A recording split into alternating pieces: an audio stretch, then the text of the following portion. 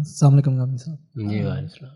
غام صاحب, قرآن کی جب ہم ٹرانسلیشن پڑھ رہے ہوتے ہیں تو کبھی کبھی ایک دم رک کے اندازہ ہوتا ہے کہ کئی چیز بہت بار رپیٹ ہو رہی ہے اور بہت زیادہ بار رپیٹ ہو رہی ہے, تو تھوڑا سا ویسے ہی ذہن میں خیال آتا ہے کہ بار بار ایک ہی چیز کو کیوں اتنی بار کہا جا رہا ہے.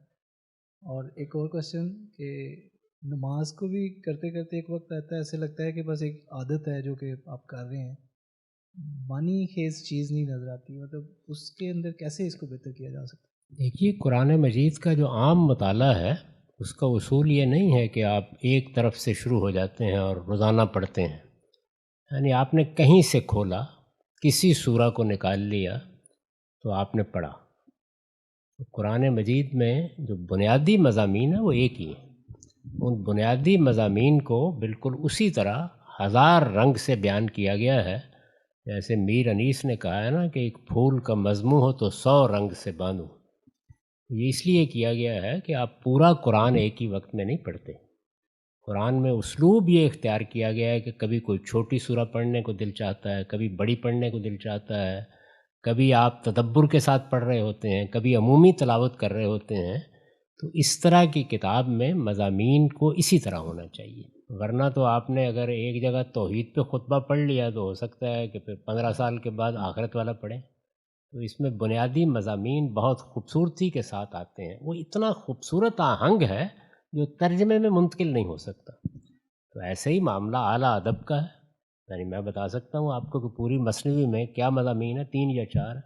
میں بتا سکتا ہوں کہ علامہ اقبال کے مضامین کیا ہیں, 3 یا 4. انہیں کو بار بار بیان کیا جاتا ہے, لیکن نئے نئے انداز میں بیان کیا جاتا ہے. تو قرآن بھی ایک ادب پارہ ہے. ہمارے ہاں چونکہ اس کا ترجمہ ہوتا ہے تو ذرا سوچئے کہ بہت اچھے شعر کا ترجمہ کر دیا جائے تو پھر اس میں وہ بات نہیں رہتی, کیونکہ جو چیز ان مضامین کو بار بار آنے کے باوجود نیا رنگ, نیا آہنگ دیتی ہے وہ کنسٹرکشن ہے. یعنی جس طرح اس کو بیان کیا گیا ہے, تو اس کا اگر آپ نے صحیح ذوق پیدا کرنا ہو تو پھر عربی زبان سیکھیں تاکہ آپ اصل زبان میں اس کو پڑھ سکیں. ترجمے میں یہ چیز ضرور پیدا ہو جاتی ہے. اچھے ترجمے بھی ہمارے ہاں ذرا کم ہوئے ہیں. یعنی لوگ چونکہ ڈرتے ڈرتے ترجمہ کرتے ہیں تو وہ قرآن مجید کی پوری بات کو ادا ہی نہیں کرتے, بلکہ لفظ کے قریب رہنے کے نتیجے میں اس کے حسن کو مجروح کر دیتے ہیں. کوشش لوگ کرتے رہتے ہیں. اچھے ترجمے جتنے ہوں گے اتنا زیادہ آپ کو اس میں لطف اور لذت آئے گی. تاہم اصل چیز وہی ہے کہ آپ کسی ادب پارے کو اگر پڑھنا چاہتے ہیں تو پھر اس کی اصل زبان ہی میں آپ اس کو پڑھتے ہیں. ہونا تو یہ چاہیے تھا کہ مسلمانوں کے بچے بچپن ہی سے قرآن مجید کی زبان سیکھتے. یہ کوئی ایسی مشکل بات نہیں تھی. نہیں ہم نے اہتمام کیا تو اب ہمارے ہاں یہ مسئلہ موجود ہے. غلطی ہم خود کرتے ہیں, اس کے بعد کوسنا اللہ تعالیٰ کو شروع کر دیتے ہیں کہ آپ نے یہ کام کیوں کر ڈالا. تو یہ ہے ہمارے ساتھ مسئلہ. جو دوسری بات آپ نے کہی ہے نماز کے بارے میں, دیکھیے نماز کی حقیقت خدا کی بارگاہ میں حاضری ہے. یعنی آپ کو حاضر ہونا ہے, اور اس میں جو چیز لازم کی گئی ہے پڑھنا آپ کے لیے وہ تو سورہ فاتحہ اور قرآن کی چند منتخب آیات ہیں. آیات میں جتنا چاہے تنوع پیدا کر لیں. اس میں تو یہ نہیں کہا گیا کہ آپ کو فلاں آیات ہی پڑھنی ہے. تو اگر ریپیٹ کوئی چیز ہو رہی ہے تو صرف سورہ فاتحہ ہے بس.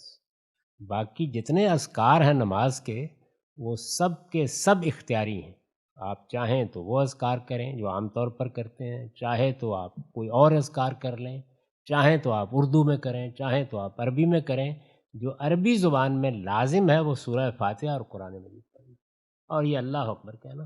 تو آپ اس طرح سے نماز کبھی پڑھ کے دیکھیں, آپ کا یہ گلہ دور ہو جائے گا.